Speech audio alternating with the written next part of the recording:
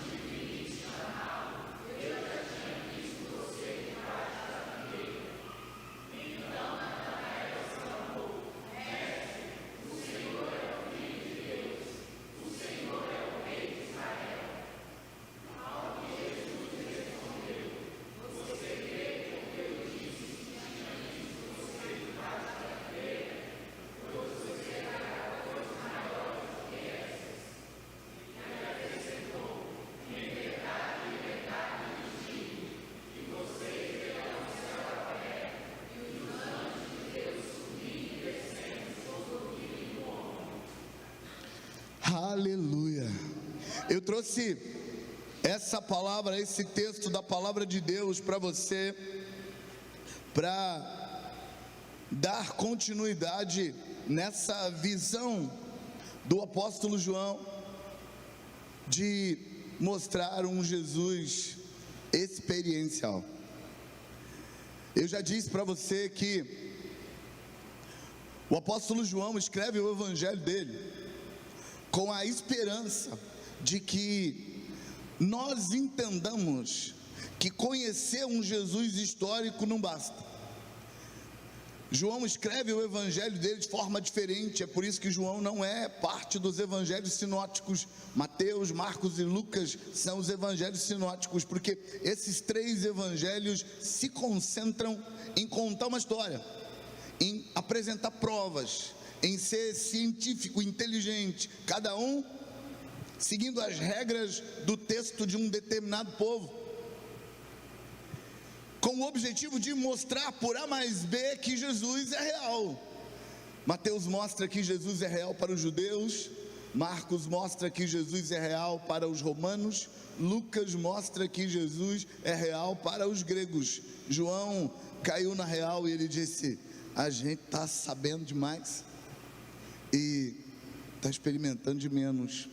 E João escreve o seu evangelho para tentar ser experiencial, para nos convidar para ir para outro nível, para sair do nível da racionalidade, da mentalidade grega, dessa crença de que a razão resolve tudo, e ir para outra questão, outro nível, e experimentar a loucura da experiência com Deus, a loucura da palavra da cruz, a loucura colocada por Paulo como: eu não quis aparecer aí e ser admirado por vocês pela sabedoria humana, eu quis que vocês vissem em mim o poder de Deus operando. João escreve o evangelho dele para tentar escapar da perspectiva racional e levar a gente para uma experiência. E eu falei para você que do versículo 1 de João até o versículo 18, João faz uma poesia baseado no paralelismo hebraico e não na rima e métrica ocidental, mas é uma poesia aonde ele suspira sua sensação de: eu tive uma experiência, eu vi, eu estava lá, eu fui testemunha. Ele continua a partir do versículo 19 do capítulo 1 de João a mostrar um Jesus experiencial, um Jesus que eu vi, um Jesus que eu fui testemunha. Mas aí a partir do versículo 19, João está tentando mostrar para a gente não mais a emoção dele, não mais a experiência dele. João quer mostrar para a gente que Jesus é real, que Jesus é experiencial, e nos desafiar a uma experiência, mostrando outras pessoas suspirando. Então, pensa assim, do versículo 1 ao versículo 18, João suspira, ele fala de Jesus suspirando. Do versículo 19 até o versículo 50, aliás 51, João está falando de outras pessoas que também tiveram uma experiência e também suspiraram. Você vai notar no livro de João inteiro uma preocupação enorme de mostrar pessoas testemunhando, vivenciando e falando do que viveram sem palavras, sem racionalidade, falando de paixão, falando de como ele sentiu, de como experimentou, de como é verdade. Isso não convence ninguém, mas inspira. É isso que João quer fazer, inspira a querer também. Deixa eu ir lá ver também, eu também quero experimentar. E aí funciona assim: tem uma experiência profunda, e ele conta para o outro que ele teve uma experiência profunda, e baseado na experiência que ele teve, ele inspira o outro a dizer: eu também quero. E aí o outro também quer ter uma experiência, e ele tem uma experiência porque ele quis, e baseado na experiência dele, ele conta para o outro. Sabe, uma das coisas que nós percebemos na nossa igreja é isso: nossa igreja não faz grandes investimentos em evangelismo. A maioria de nós que estamos na igreja Monte Sião, a gente está aqui porque a gente conhece alguém que conhece alguém que conhece alguém. Sabe, maioria absoluta das vezes que uma pessoa se torna Monte Sião, ou como diz a Teca, Monte Sianense, a maioria das vezes que uma pessoa se torna Monte Sião, você pode perguntar para ela assim: quem te trouxe? Porque alguém trouxe. E por quê? Porque você não precisa de muito conhecimento para contar para alguém do que você experimentou. E quando você experimenta, você conta para o outro. E a sua experiência, ela não tem poder de convencimento racional, mas ela tem poder de criar anseio, de inspirar, de dizer: eu estou querendo isso também. Eu perguntei para uma pessoa que se converteu numa das nossas congregações, quem trouxe ele? E ele falou assim: não, ninguém me trouxe não, eu vim sozinho. E eu perguntei: como é que foi isso? Ele disse: não, é que eu sou do bar. Eu falei: olha, que legal.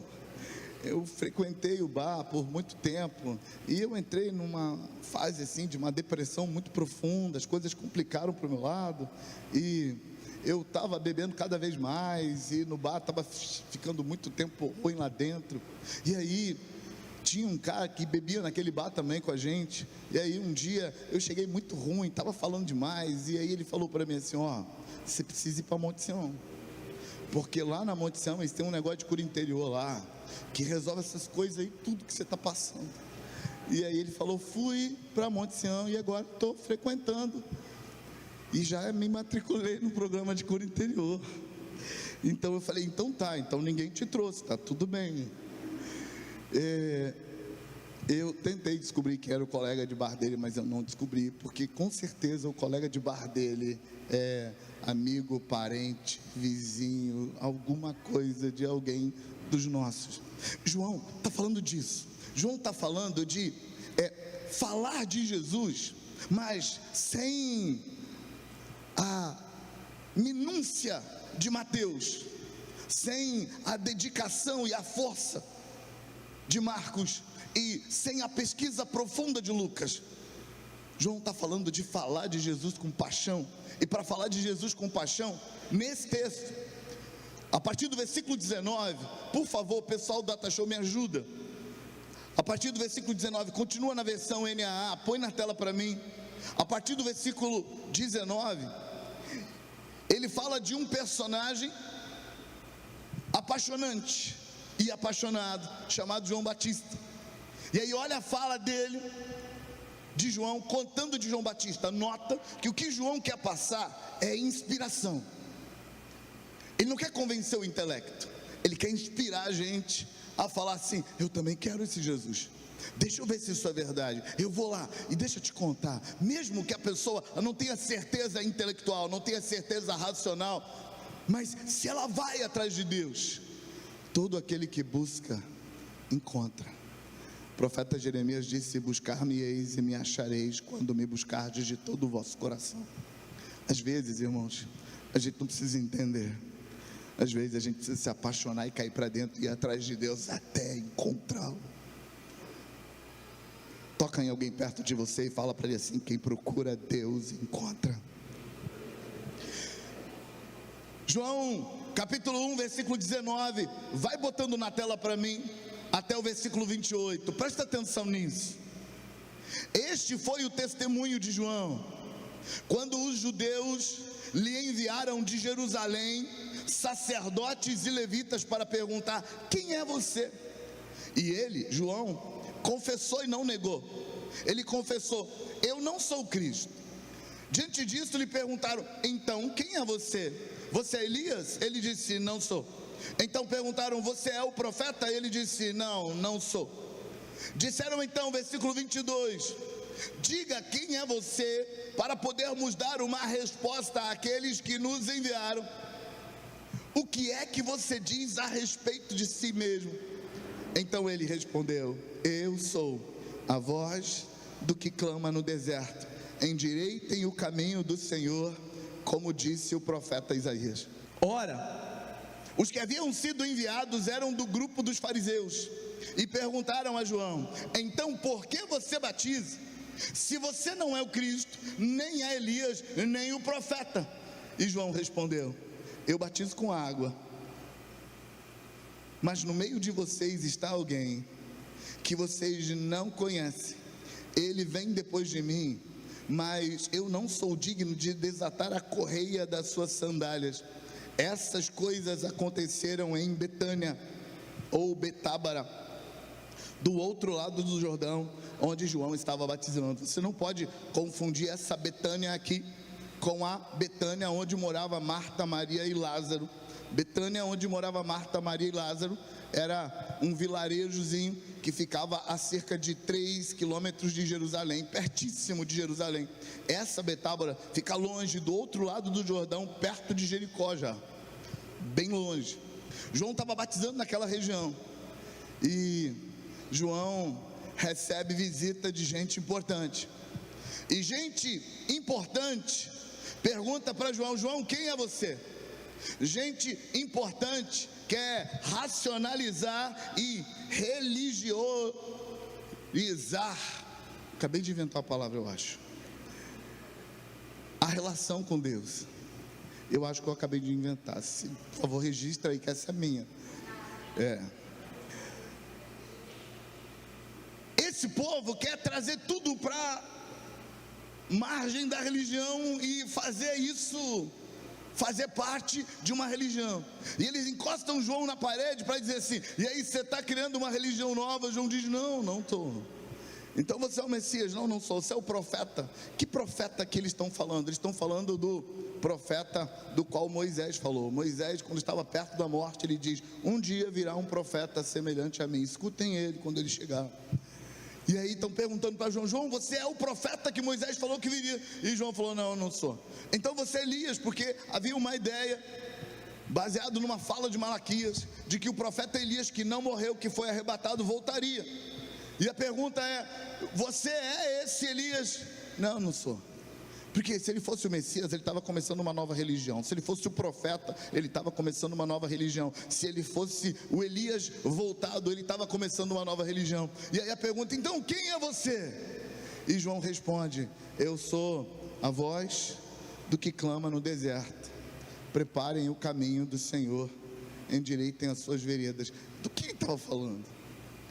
João estava citando uma fala do profeta Isaías, que profetiza sobre o Messias, e diz que quando o Messias estiver para vir, antes do Messias vai vir uma voz que clama no deserto. Mas João não está citando profecias, ele não está fazendo igual Mateus faz, que é minucioso em mostrar uma profecia e mostrar que tem uma profecia de fulano de tal se cumprindo. Na perspectiva de João, do Evangelho de João, João Batista está citando uma experiência. Logo na sequência do texto, João, falando para os seus discípulos, ele diz: eu não conhecia Jesus, mas um dia, ainda na minha juventude, e registra assim sobre João Batista. João Batista nasceu de um casal de velhos. Zacarias e Isabel eram velhinhos quando João nasceu. Então é fácil deduzir que ele ficou órfão novinho ainda. A minha perspectiva é que quando João fica órfão porque os pais dele morreram, ele foi ser criado pelos essênios, um grupo religioso radical que levava Deus muito a sério e que se isolava da população para poder se dedicar mais a Deus. João vai viver entre os essênios e é criado por eles. A gente percebe que João era essênio por causa do jeitão e dos hábitos alimentares e espirituais dele. A gente percebe que com certeza era essênio. Então ele é criado ali entre os essênios, levando uma vida de busca de Deus, de levar Deus a sério. E um dia João teve uma experiência com Deus. Deus se revela a João e João escuta a voz do próprio Deus naquele momento de busca dele. João escuta Deus dizer para ele assim: você é a voz que clama no deserto de que falou o profeta Isaías. Sabe, uma informação interessante é que entre as coisas encontradas nos livros essênios em 1947, acidentalmente se encontraram muito material essênio. Foram datar esse material, eles chamam esse material de escritos de Qumran, do Mar Morto. Eles foram datar isso e encontraram materiais ali de 100, 150 anos antes de Cristo, e todos os materiais pertencentes aos essênios. E no meio desse material, sabe qual era o material mais abundante? Livro do profeta Isaías. Inclusive encontraram uma cópia do livro do profeta Isaías inteira, que foi uma bênção para a gente, porque viviam dizendo por aí que a igreja no decorrer dos séculos mudou a Bíblia. Então quando encontraram um livro do profeta Isaías original, ou o texto original datado de 100 anos antes de Cristo, isso era muito mais velho que qualquer cópia que se tinha. A cópia mais antiga que se tinha era de cerca de 1000 antes de Cristo. E aí se encontra uma não de cerca de 1000 antes de Cristo, não, de cerca de 1000 depois de Cristo.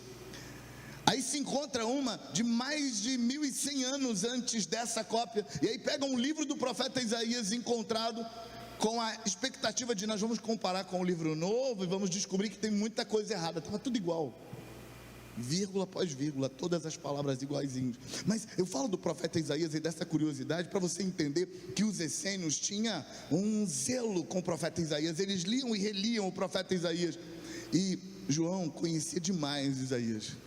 E aí um dia, num dos seus devocionais, buscando a Deus, ele teve uma experiência. Deus aparece para João e diz: eu te chamei para uma missão, você é a voz do que clama no deserto.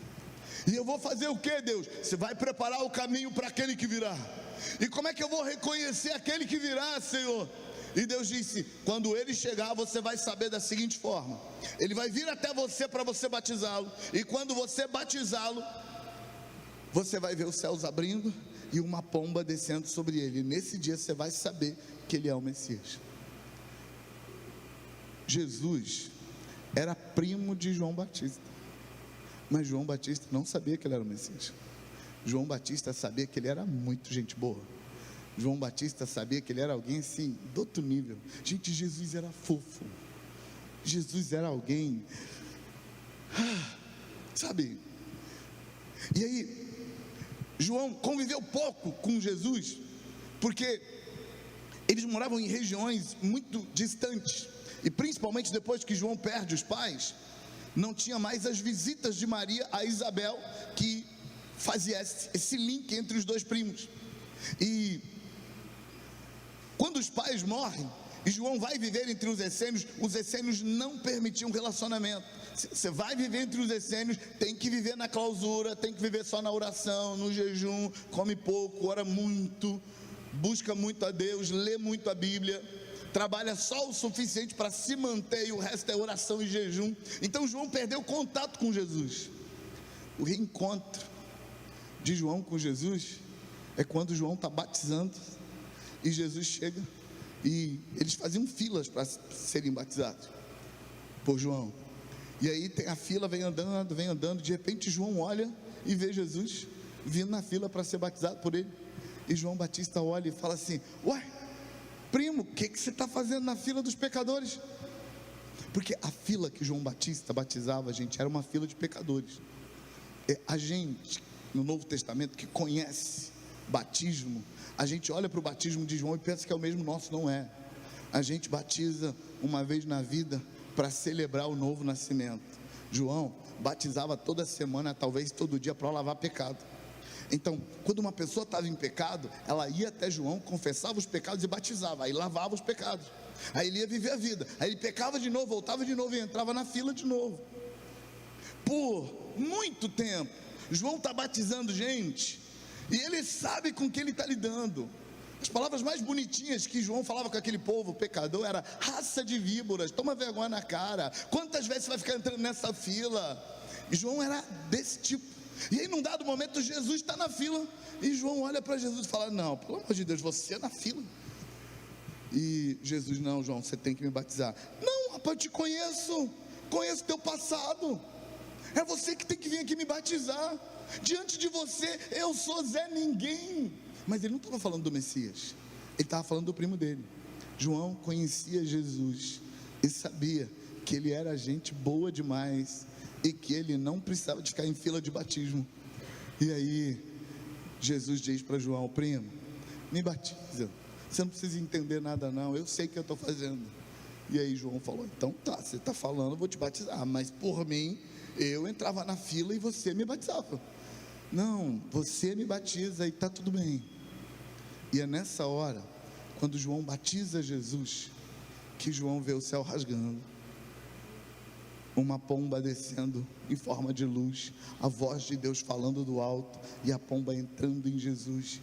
E aí João diz: é ele, foi dito para mim que esse era o sinal.